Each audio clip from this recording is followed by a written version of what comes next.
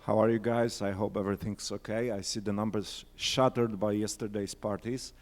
We used to say work hard, party harder, but in Amsterdam it seems more like party hard and then party harder. Okay, we're going to talk about designing user interface today. But first I want to introduce you into some basic concepts that lay at the foundation of Createrria, because that's important to understand when learning about our decisions during making the interface so simple. Let me tell you a short story. When I was a small kid, I was maybe 7 years old, I loved playing games. I loved it so much that I wanted to create my own game. How do you do that when you are 7 and it's in the 1980s? Well, I begged my brother to teach me programming. He did that. It was a complicated process. I think it took about 3 months. But then I was able to create my first game. It was damn simple, but so enjoyable for me to see my friends play it. You cannot express the feelings I had with words, you know. Your friends come to your house and then you say, I got something special for you. What's that? A new game. Where did you get it? I made it. So I think the times have changed and the devices also a little bit, but kids are all the same over the world. They love playing games. And so adults do. And it just happens so that if you really enjoy something, you want to engage deeper, to become a creator. But probably you don't want to spend 3 months learning how to code. I know coding is a good job and it's a fun thing to do, but not for everybody. I don't see my mother learning to code currently. And there is no easy-to-use application that would enable you to create mobile apps. So we sat with my co-founder 2 years ago, how would it be like if you could create your own game in minutes, not hours, not days, but just minutes. The first thing that came to our mind is that you cannot do that. We're trying to do things that you cannot do, and that's why we try to make Createrria become true. So, as probably some of you know, anybody played Createrria here? Or saw it? Okay, one person. It's a mobile game creation platform. It's been released worldwide in December. And the 3 basic rules that lay the foundation for that for us were it should be fun to use, you know, fun as a game, not as an editor, not as a tool. It should require you to have absolutely no skills whatsoever. If the only thing you got in connection with games was playing Angry Birds, we want you to still be able to create your first simple game.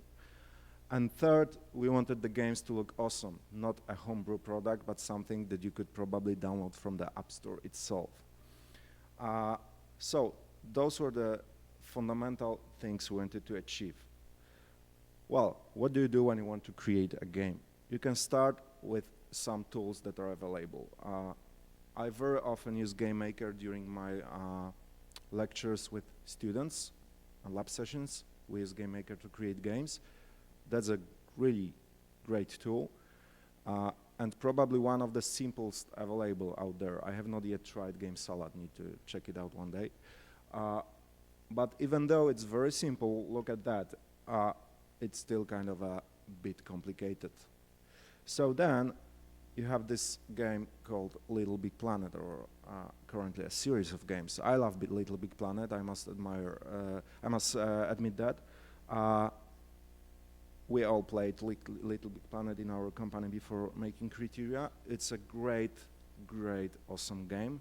However, the problem is it still took me like 3 hours to make any decent-looking, simple platformer there. And I probably wouldn't show it to you today anyways, because it wasn't that decent. Littlebigplanet is a much bigger or more advanced thing that Createrria is. So it enables you to create much more advanced stuff, but then it also requires you to spend a lot of more time. And frankly speaking, when I try to teach how to make a game somebody who's, for example, an artist, and he gets to, you know, learn the basics of logics and stuff like that, the reaction is usually like that. So how do I make it really? So we need to make it much more simple for those people to be able to create games. Building a simple application is the hardest thing in the application design, I think. Building simple things is always difficult. We started with the UI principles that many of you probably know. They are kind of obvious and well known. However, we need to remember that they are here for a reason. And if you want to build a great UI experience, you should really take into consideration those principles. So let's start with familiarity. It's about you want your users not to learn things in your game or application. You want them to recognize them by the things they already know. So let me give you an example in our application. Let's start from the right side. It will be easier this way. Anybody knows what this right icon, the red one, could probably mean? Yeah, it's a recording of your gameplay. Then we got this this gear-like icon. Probably some of you will figure out it's probably some options, and it indeed is. Then you got this lightning-like icon. Anybody? It's freemium game, so it's kind of energy concept. Frankly speaking, we'll be dropping this energy thing. I think pretty soon we got a better idea of how to monetize and don't, make our players angry. And the last one is a bit more tricky. It's actually an inventory opening button. So we tried different designs here with a toolbox, but then toolbox makes also you think about some options or preferences. Then we tried some mystery box-like sign, but then people thought it was some present for them. So we stick to plus button, which means add something. And yes, this way you add things to the screen.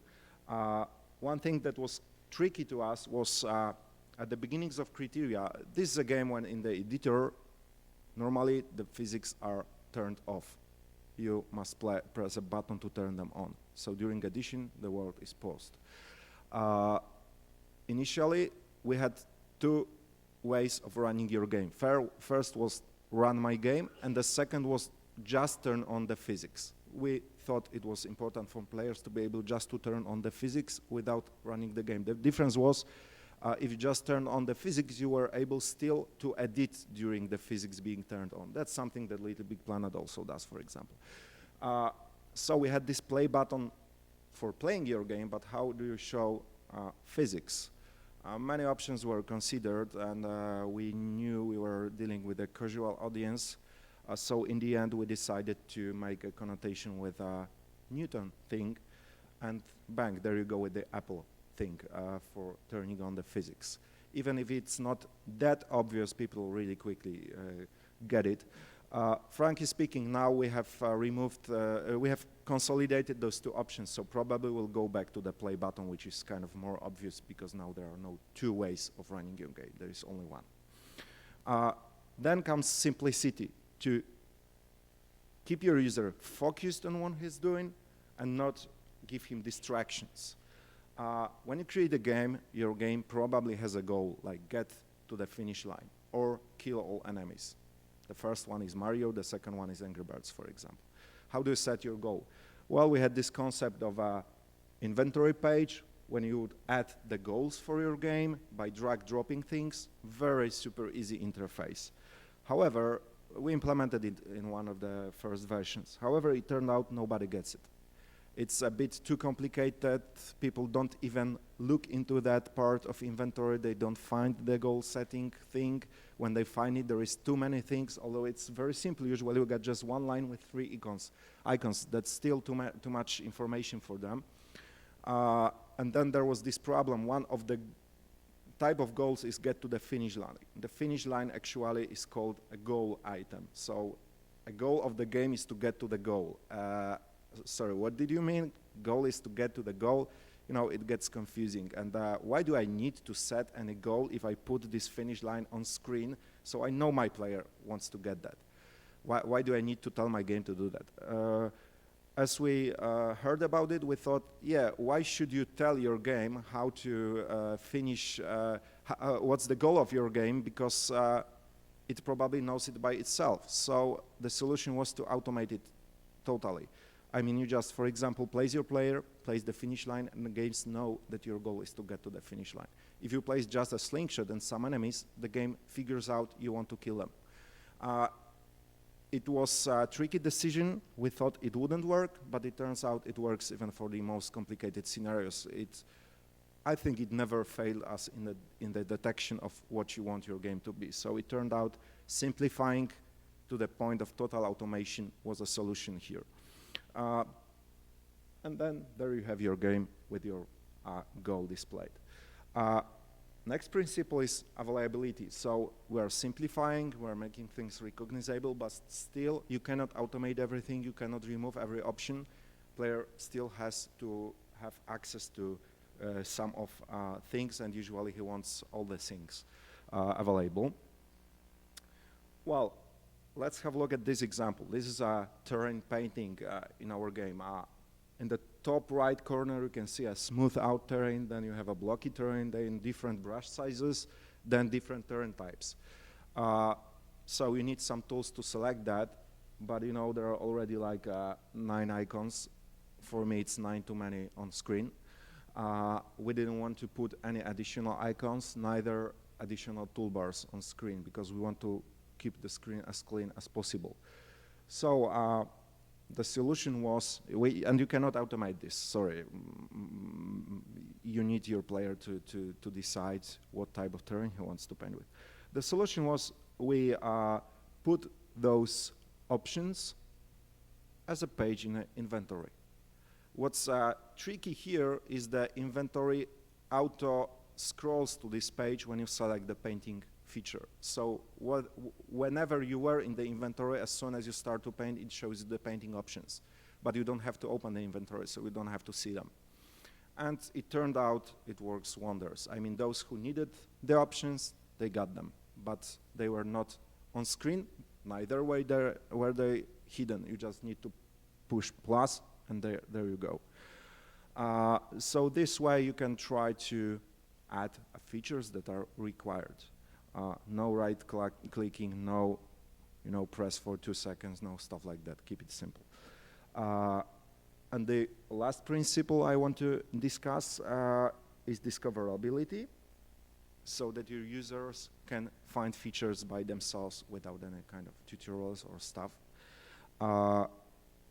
This is one of the more cluttered screens, but you cannot simplify everything. It shows the games created by players. Now, we already have many buttons here, but at one point it turned out it's important for the community to be able to see a player's profile, basically to check what games did he do and stuff like that. So you got player names there. We put a button there initially, but it looked awfully and made it even more unreadable. So eventually we thought we won't do any buttons there. We'll go iOS 7 style, kind of. And we did it buttonless, but we colored the text blue, because almost all of the other buttons are colored blue. You recognize the blue buttons from the iOS itself. So by recognition, not knowing that, the game doesn't tell you anywhere that you can click this name. But and the web links used to be blue, so you probably are going to figure out that you can click this name. And yes, it turns out people are figuring that out and clicking the names and accessing player profiles that way. Once you get all those principles in your mind and doing it all along the way, the most important thing to do is to iterate, iterate, iterate, iterate, and repeat the process as long as possible. Do use A/B testing, do use focus testing, do play yourself. At our company, we are a team of 13. Everybody has his own device. So, and it was bought by company because we thought it's that important for everybody to play our game and to play the other games on the market. And it works wonders. When the build is coming, we got emails from the whole team with bugs, suggestions, stuff like that, and that's so good for the game. One thing we learned that way, is that we should change how we place items. We initially implemented a drag and drop mechanism, so you just drag the item out of the inventory. It was kind of intuitive, it was well described, but then we saw a lot of people are doing it like this, click, click, no dragging in between. And it didn't work for them because you had to drag it out. So we thought, let's change it into click, click. We changed it, but then we saw a lot of people trying to drag it out. But the solution was kind of obvious. Those two ways of interacting with the inventory doesn't contradict each other. You can keep both. So now you can both click, click, or drag out the item, and it works both ways. But we learned it by observing how people interact. This is something you cannot probably A/B test. You need to see somebody trying to do that. As for the results, did it work for us? Did it happen that people are creating games with Createrria? Let's see. Since the world launch in December, we got 700K users so far. That's a really decent number. But then comes the really awesome numbers. They created 1 million games so far. 200,000 of them are published, so you can check them out in the Createrria itself. And I tell you, there are really crazy experiences to be found there. Those are little games for 1 minute fixation during your bus trip, metro trip, whatever. But me, still, after 2 years of development, I do check and play community games because they are sometimes so fun. And then we have 10 million plays of games. So it turned out, yes, we can turn casual players into creators. What's awesome and cannot be seen by numbers is that when you go into our community and check some random games created, the amount of games that don't look that good or play that good is relatively small. I mean, people are creating really nice games. Some of them are, of course, very basic or very simple, but you wouldn't find too much junk. Yes, there is some junk. There has to be, but not too much. And there is one more thing I want to tell you today, is that we're bringing an update soon. It's gonna change the game in a significant way. We're turning into a new direction with Createrria. No, sorry, not that one. We're bringing the Eclipse update. It brings a whole new visual theme to the game. You can switch themes in the game, so you can create games in any theme you want. We have focused on more casual audience so far, but now we are turning into mid-core and hardcore player things. There is already a pixel-themed graphics, but now you'll be able to create games that kind of look that way, more creepy, more dangerous-like, and definitely a new way to experience Createrria. So, thank you. Thank you so much. Thank you so much. So we have time for questions and answers. Who has questions? Okay.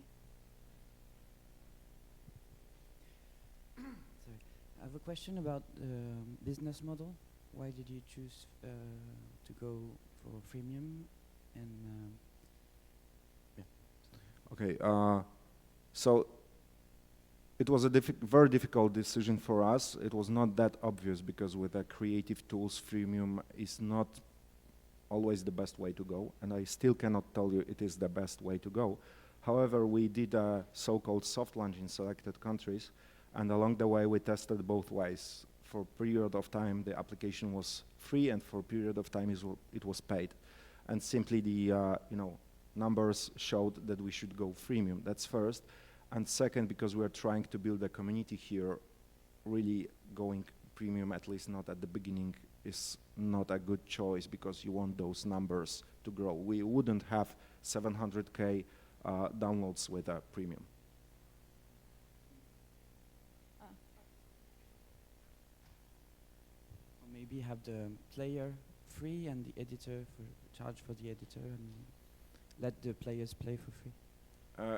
It kind of already works this way. I mean, if you are into editing, you need to spend definitely more. As a player, you don't spend that much. As I said, we'll be getting probably rid of the energy, and already the energy doesn't hurt you that much, so you can play almost continuously. But yes, we are exploring possibilities. We are thinking about enabling you, kind of changing the typical freemium model and getting rid of the coins and hard currency for some of the things. I cannot tell you more at this point, but we are thinking about new possibilities here. You have a lot of levels created by users in your game. How do you moderate them? Like, because sometimes players could be very offensive, draw something, I don't know, a big dick. Do you moderate? What mechanisms? There is a metric called time to penis. It describes how long does it take for your game to come up with penises in it. I heard that World of Warcraft survived half a year, and that's a world record so far. We survived 0 because they turned out during testing internally in the team. So basically, there are a few things. First of all, the exposed levels are handpicked. You got editor's choice, you get best new games. There is no way some malicious game can get there because it's moderated constantly, and anything that would turn up there would be cut out.